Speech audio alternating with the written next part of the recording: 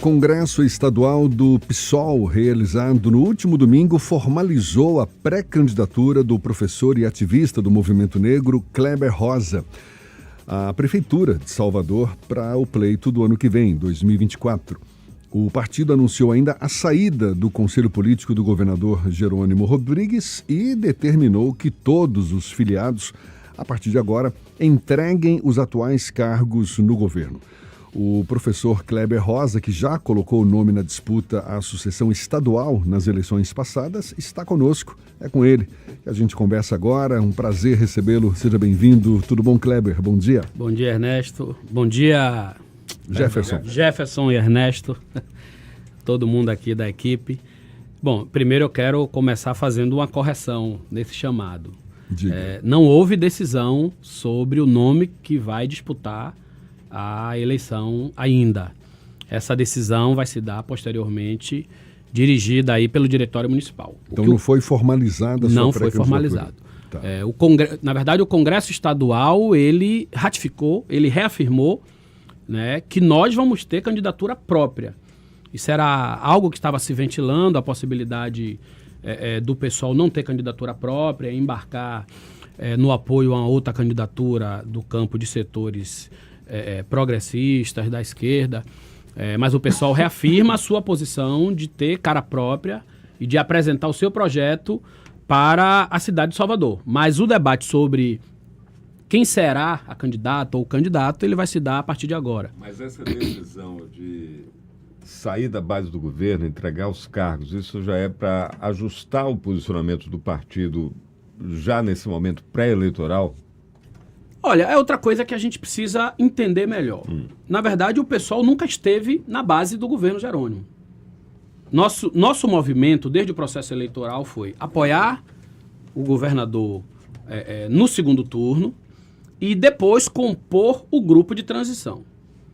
Depois disso, o pessoal se orientou por uma decisão nacional, do pessoal nacional, que era de não fazer parte dos governos dirigidos pelo PT, que fossem compostos, né, por ampla coalizão partidária, identificadas com partidos que participaram do golpe, ou seja, uma maneira da gente caracterizar ali qual é o nosso limite para estar num governo dirigido pelo PT. Então, o PSOL, na verdade, nunca esteve na base do governador Jerônimo. Tanto que Hilton Coelho, na Assembleia, ele tem essa postura, né? Ele não está nem a favor nem contra. Ele fica meio contra a situação, contra governo.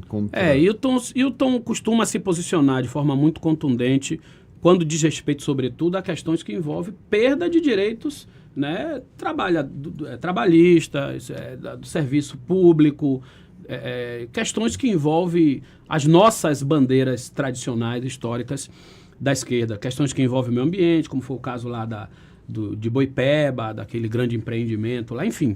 Então, a posição de Hilton é sempre muito contundente em relação a isso. Falando em Hilton Coelho, Kleber, surpreende o fato de ele não ter sido, apesar de que você disse que ainda não está nada formalizada, né, em termos de pré-candidatura, mas de ele não ter sido um nome natural para estar despontando como um possível pré-candidato à Prefeitura de Salvador? Eu acho que isso reflete um pouco o momento do nosso partido.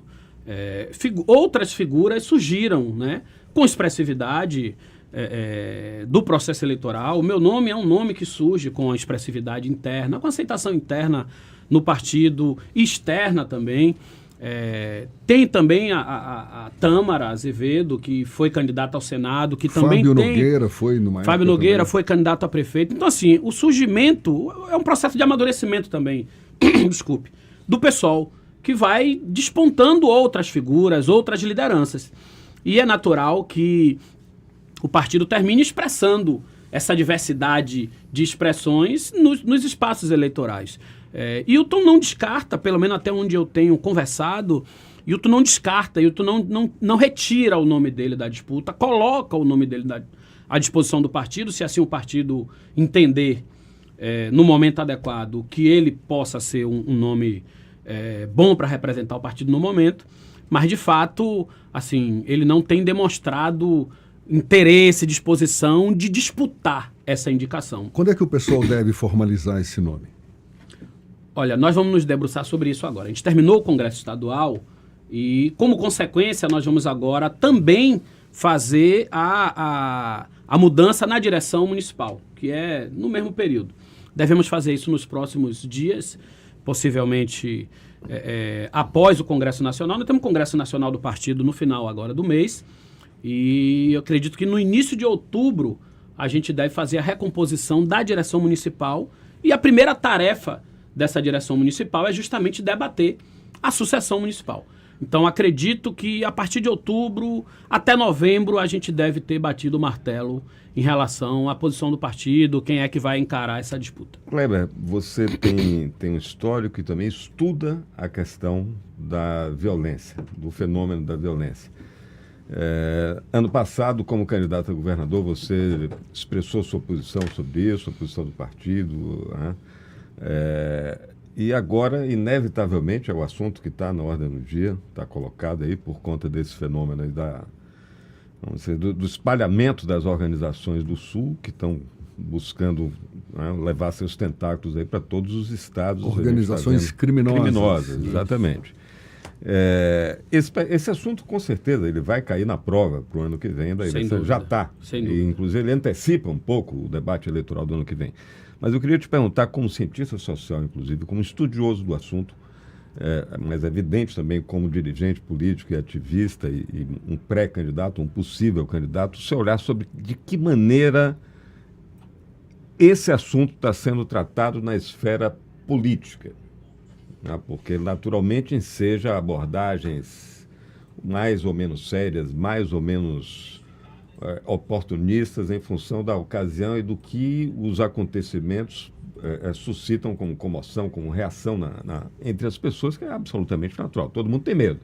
Quem disser que não tem medo da violência que está acontecendo, está mentindo. Claro. Qual a sua avaliação como ator político? De que maneira é que esse assunto deve ser tratado por quem está se propondo a dirigir a cidade, o Estado, pensando na superação do problema? Veja bem, primeiro, não há dúvida de que há o uso político disso, né?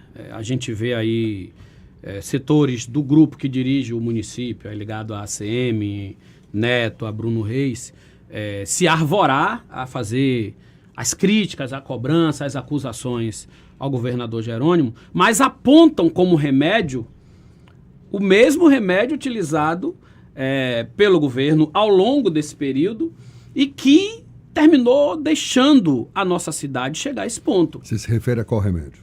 O uso da violência como solução para o problema da violência. Ou seja, isso foi um debate que a gente fez de forma muito, muito qualificada, ao meu ver, no processo eleitoral. É muito comum as pessoas acharem que para resolver o problema da polícia, em alguma medida, como está tendo agora, colocar mais polícia, né? A gente está vendo notícia de blindados da Polícia Federal chegando, reforço. Tá. Isso é um dado de ação imediata, mas isso não é a solução para o problema. Ao contrário, esse remédio foi o remédio utilizado e que fez com que a gente chegasse a esse ponto. Por que Salvador está se tornando um local estratégico para essas facções? Por quê? Porque se tornou um mercado, como é que eu diria, um mercado lucrativo, um ambiente propício. Por quê? Porque as coisas se espalharam de tal forma que Salvador ganhou importância na rota do tráfico nacional e internacional, né? Então esses grupos chegam porque aqui já tem um mercado consolidado, um mercado de droga consolidado. E isso é produto dos erros sucessivos no trato a esse problema. Você estava falando do uso político, não é? Que sim.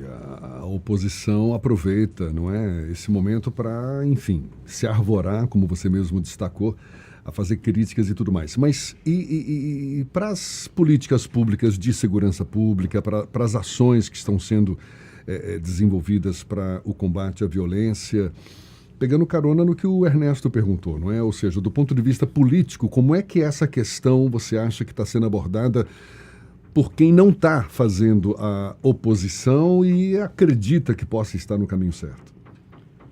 Olha, eu vou ver se eu conseguir compreender qual é o ponto que você quer debater. Mas eu acho assim, que no geral, pela primeira vez, eu vi algum debate que procura discutir a maneira mais séria e mais profunda do problema da segurança pública. Não feito necessariamente pelos entes governamentais. Eu tenho visto outras figuras, né, colocando o debate aí, que dão conta justamente, né, dessa linha que eu estou tratando aqui. Ou seja, a situação Salvador chegou a um nível tão grande do controle de facções do mercado, que agora ela virou disputa nacional. Né? Então, esse é o problema real. Como resolver? Aí não é simplesmente dizendo que vai armar mais a polícia, que vai dar mais fuzil à polícia, que vai botar um batalhão para invadir. Eu me preocupo muito, eu tenho me preocupado muito. Mas isso seria necessário também? Esse enfrentamento inicial... Eu acho que não é arma, não é arma, porque na verdade assim, ó, a nossa segurança pública tem armamento suficiente, eficaz e necessário. Eu não acho que precisa armar mais. O que a gente precisa é ter enfrentamento de inteligência. O que a gente precisa é ter investigação concreta. Você precisa enfrentar o crime organizado cotidianamente por mecanismos de inteligência, identificando lideranças, identificando o caminho do dinheiro, identificando o percurso dos entorpecentes que são comercializados. A gente não pode imaginar que o aeroporto não está dentro dessa rota. E a gente não consegue, não vê nenhuma ação de inteligência da polícia que cerque ali, né, que esteja voltada para entender como o aeroporto serve a esse comércio. Porque não tem dúvida de que não se faz um movimento desse de comércio de drogas nesse volume sem se utilizar, né, do aeroporto, tanto do aeroporto mesmo nosso formal, como outros tantos aeroportos clandestinos que tem por aí. Então há formas de você enfrentar a organização sem necessariamente esse enfrentamento ser meramente o enfrentamento bélico na ponta ali. Esse momento em que se começa a discutir a cidade, a própria geografia da cidade, a ocupação do espaço, que determina muito até da própria condição que as forças de segurança têm para atuar. Sim. Né? Assim como a chegada, evidentemente, de todos os serviços públicos. Devem preceder, inclusive, a chegada das forças de segurança. Né? Esse é um momento oportuno para se tratar disso? Não tenho dúvida. Eu acredito que nós vamos apresentar um debate no processo eleitoral que diz respeito à centralidade justamente do direito à cidade. Discutir o direito à cidade é discutir de que forma essa cidade é planejada para dar acesso a todas as pessoas, a todos os grupos sociais. E quando a gente fala do direito à cidade, a gente fala de educação, a gente fala de direito à moradia, a gente fala do transporte, a gente fala de lazer. A gente está falando de um processo de inclusão de setores que são historicamente preteridos do direito à cidade. A cidade ela não é pensada para todos. A cidade ela é pensada para uns. A gente vê isso em pequenos exemplos. Esses bolsões de abandonos que são distantes normalmente dos centros urbanos, né? Valéria é só o exemplo do momento, mas tem tantos outros. Eles são resultado de um modelo de cidade pensado, né, por gestões anteriores. Quer ver um exemplo concreto? Há alguns anos atrás, a gente tinha ali no Costa Azul um prédio abandonado onde moravam dezenas de famílias. Exato. Qual é a lógica do poder público? É tirar aquelas famílias dali e botar em qualquer lugar que não seja próximo dali. Vamos refletir um pouco sobre isso. Por que aquele prédio ali, onde as pessoas moravam, não pôde ser qualificado e garantido ali mesmo a moradia digna para aquelas pessoas? Porque está perto do mar? Porque está perto do centro? Porque essas pessoas não têm direito de morar em áreas centrais, onde são melhor estruturadas para atender às necessidades da vida cotidiana? Aquele lugar no Costa Azul é uma moradia apenas para pessoas de classe média, pessoas brancas? Porque isso é um debate sobre que modelo de cidade a gente construiu. Então a cidade de hoje, onde tem esses bolsões de abandono propícios à ocupação de grupos criminosos, né? Justamente por conta de ser abandonada pelo Estado, é resultado de um projeto de cidade pensada por gestões, né, anteriores que se se repetem, se sucedem. Nós temos vários exemplos, só desse detalhe aqui, nós temos vários exemplos, né? As comunidades mais pobres que permaneceram no centro, permaneceram porque brigaram. A gente tem ali no Bonocô, a gente tem no Bonocô aquela comunidade ali que até morte teve na luta para permanecer naquele lugar. Se a gente for analisar a história do Calabar, né? Eu tenho família no Calabar, minha família mora no Calabar. Né? Eu não sou pivete do Calabar, não, porque eu nunca morei no Calabar. Mas eu tenho família no Calabar. Morda a língua. Né? Tem hora que a gente tem que dar uma cutucada, né? Mas minha família vive no Calabar. Minha tia, a irmã de meu pai, participou da invasão daquele lugar, da ocupação daquele lugar. Hoje, a filha dela que vive lá, que é minha prima, tem uma casa lá que é resultado dessa luta, sabe? Uma luta que foi necessário muito enfrentamento para permanecer naquele lugar, porque a lógica é pessoas pobres têm que morar longe de onde tem praia, longe de onde tem teatro, longe de onde tem as melhores escolas, os melhores equipamentos de lazer. Então é esse projeto de cidade que favorece esses bolsões de abandono, né? Relegado a pouca educação, relegado a pouco emprego e relegado à violência. Então, tudo isso que a gente está vivendo hoje não é à toa, é fruto de um projeto de cidade pensado por esses setores. E é isso que a gente quer discutir, e é no bojo do direito à cidade que a gente acredita que vamos debater todas as questões que envolvem a cidadania plena. E é uma discussão, pelo jeito, grande, essa daí que você tem pela frente. Kleber Rosa ainda não está formalizado, mas possivelmente aí pré-candidato à Prefeitura de Salvador nas eleições do ano que vem, pelo PSOL. Muito obrigado e boa sorte aí para você. Obrigado. Posso fazer um convite? Por favor. Nós temos uma atividade hoje, inclusive em parceria com o Jornal à Tarde, que é a celebração dos 20 anos da ocupação da reitoria. Né? Nós, na época estudantes, fizemos a ocupação da reitoria na reitoria da UFBA, lutando pela implementação da política de cotas. E lá fizemos uma foto que foi capa do Jornal à Tarde, e essa foto na capa foi fundamental para dar mais visibilidade à luta, e a gente saiu vitorioso. E hoje nós vamos refazer a foto. Agora, estamos convidando todo mundo. Quem é esse nós aí? Nós é quem participou daquele momento, Isso, quem não estava. É exatamente partido. Não, as pessoas, os militantes que estavam naquela foto. Os jovens daquela época. Os jovens daquela época, hoje já não jovens. Estão sendo chamados para fazer uma nova foto. Fazer uma nova foto, pousar lá, como uma forma de celebrar, né, a luta vitoriosa que nós fizemos pelas cotas nas universidades. Então, convidando a todo mundo, hoje às 14 horas. A UFBA é negra. A UFBA agora é negra. A gente fez uma nova faixa.